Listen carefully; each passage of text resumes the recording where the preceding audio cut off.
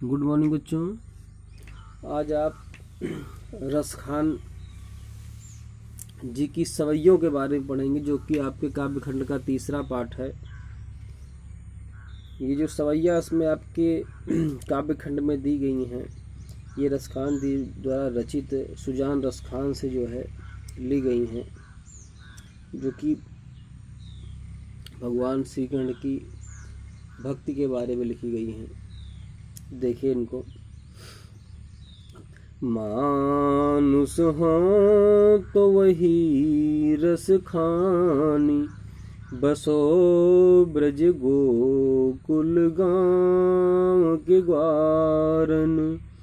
जो पशु हो तो कहाँ बस मेरो, चरो नित नंद की धेनु मझारन। पाहन हो तो वहीं गिरि को, जो धर्यो कर छत्र पुरंदर धारन। जो खग हो तो कहाँ तो बशेर करो, मिली कालिंदी कूल कदम्ब की डारन। बहुत बढ़िया सवैया रसखान जी ने लिखी है। देखिए, प्रस्तुत सवैया में कवि रसखान जी श्री कृष्ण और उनसे जुड़ी हुई वस्तुओं के प्रति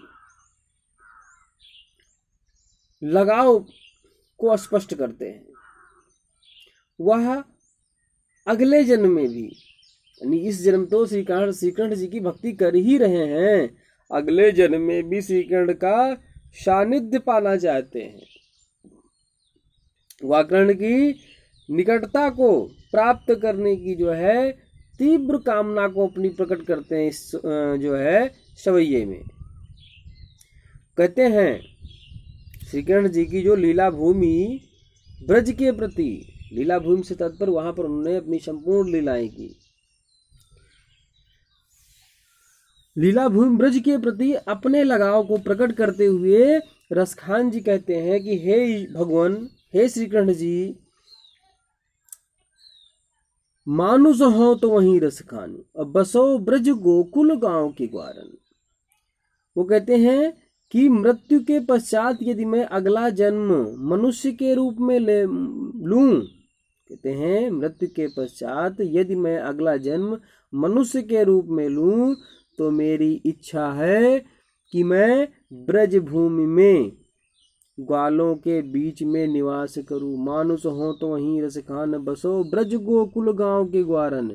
ब्रज में, गोकुल में, गांव के ग्वारन, जो गांव के ग्वाल बाल हैं, उन्हीं के मध्य में, उन्हीं के बीच में ही हमारा जन्म हो। ऐसा जो है रसखान जी भगवान श्री कृष्ण से कहते हैं।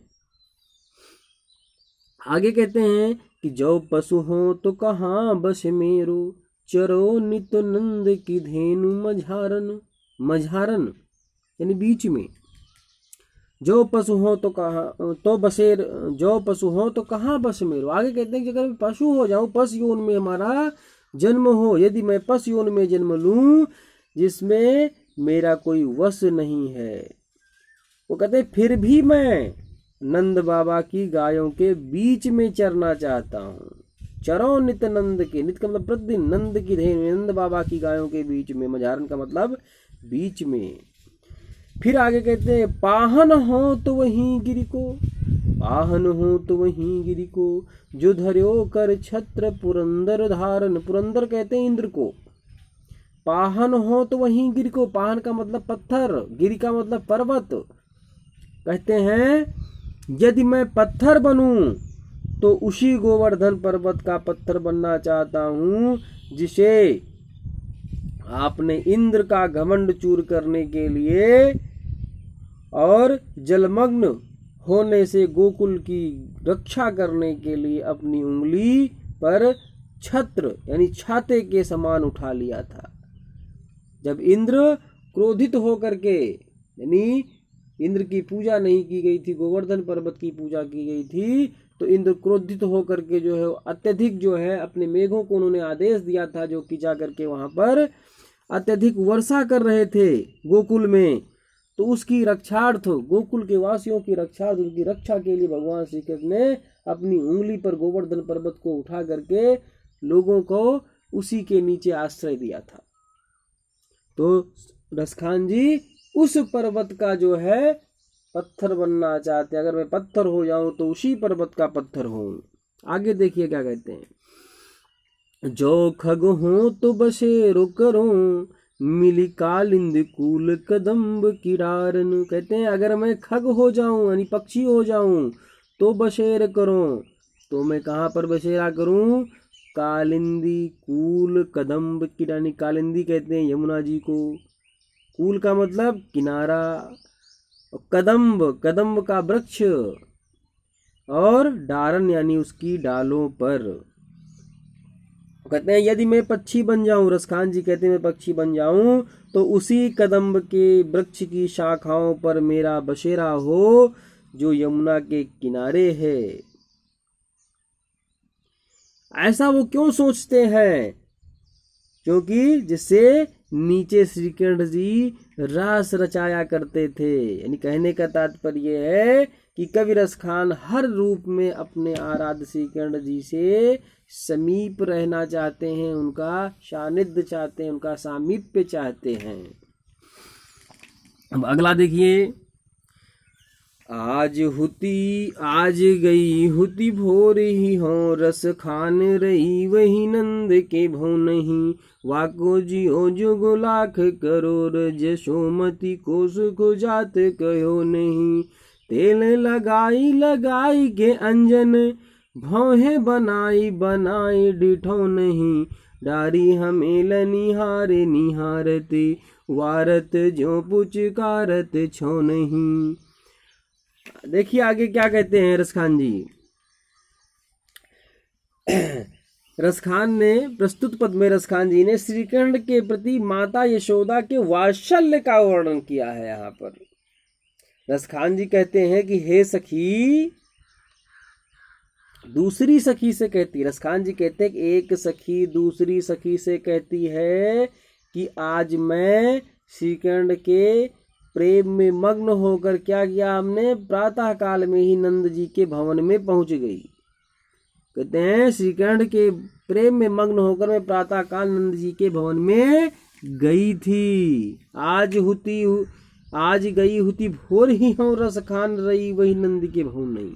हुती का मतलब गई थी, भोर यानी प्रातः काल, हों का मतलब मैं, रई यानी प्रेम में डूब करके, रई का मतलब प्रेम में डूबना।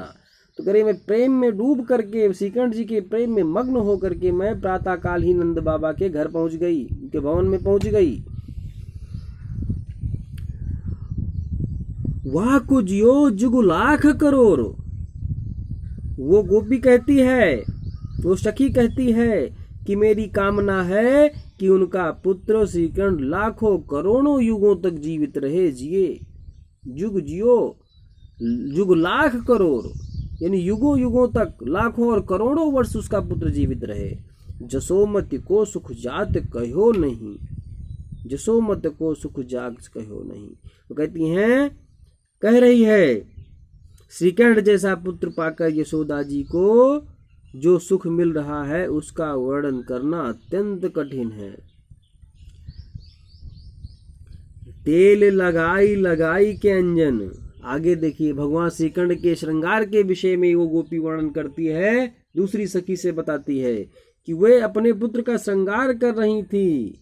कैसे? वे अपने पुत्र के शरीर पर तेल लगा रही थी। तेल लगाई के अंजन, तेल लगाने के बाद में आंखों में काजल लगा रही थी। भौं बनाई, भौहें उनकी संवार करके बनाई, ढिठौ नहीं, माथे पर नजर का टीका लगाकर। ढिठौने का मतलब होता है जो माता बच्चों को माथे के बगल में काला टीका लगाती है या माथे पर काला टीका लगाती है, उसको ढिठौना कहा जाता है ताकि बच्चों को नजर ना लगे। ठीक है, तो भौहें बनाए ढिठौने यानी भौहें संवार करके माथे पर नजर का काला टीका लगाकर क्या करती हैं? डारी हमेलनी हारे निहारत। हमेलन का मतलब हमेल, यानी सोने का एक आभूषण होता है, एक हार होता है जो गले में पहना जाता है, सुंदर हार। डारी हमेलन हार निहारत, वारत जो पुचकारत छो नहीं। छोने का मतलब पुत्र को पुचकारते ही है, पुचकारना यानी उसको पुचकारती हैं प्रसन्न करने के लिए। जो का मतलब यानी जीव यानी प्राण। तो गले में, उनके गले में पहनने के आभूषण पहना करके, हार पहना करके उन्हें देख रही हैं, निहार रही हैं। निहारत मतलब देखना। उन पर बलिहारी जा रही थी तथा उन्हें पुचकार रही थी।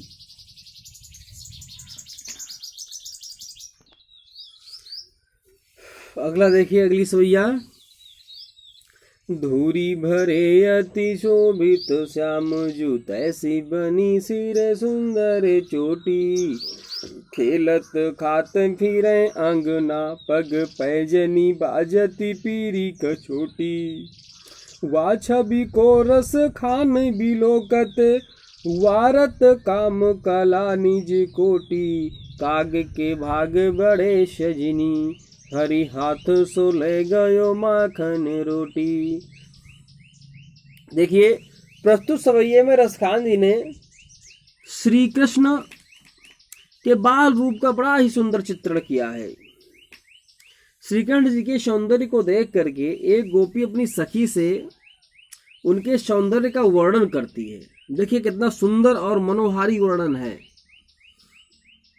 रसखान जी कहते हैं कि एक सखी दूसरी सखी से कहती है कि हे सखी, धूरी भरे अति शोभित श्यामजू, तैसी बनी सिर सुंदर चोटी।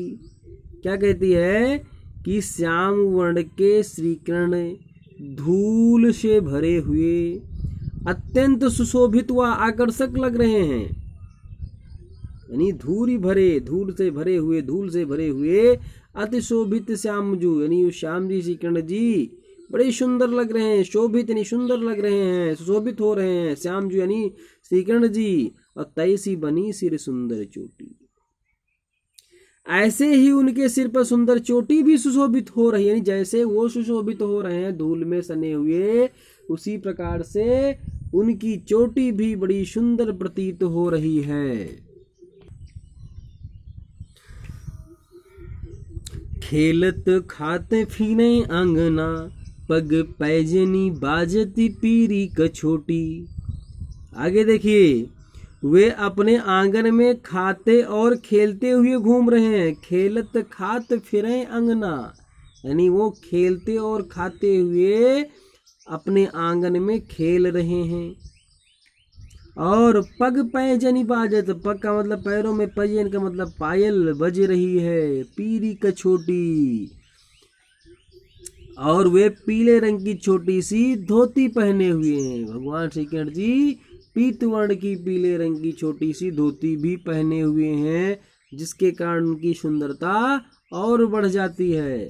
वा छवि को रस खानी बिलोकती, वारत काम कला निज कोटी। वा छवि को रस खान बिलोकत, रसखान जी कहते हैं कि उनके उस सौंदर्य को देख करके, वह छवि को यानी जो उनकी छवि उस समय दिखलाई पड़ रही है, उस छवि को, उस रूप को, उस सौंदर्य को देख करके वारत काम कला निज कोटि। काम का मतलब कामदेव जी, वारत का मतलब न्यौछावर करते हैं, यानी कामदेव भी उन पर अपनी कोटि यानी करोड़ों कलाओं को न्यौछावर कर देते हैं। कागे के भाग बड़े सजनी, हरि हाथों सो ले गयो माखन रोटी।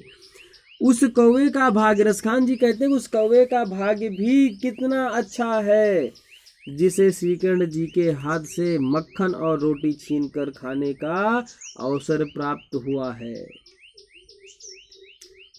इस प्रकार से ये 3 सवैये समाप्त हो गए हैं।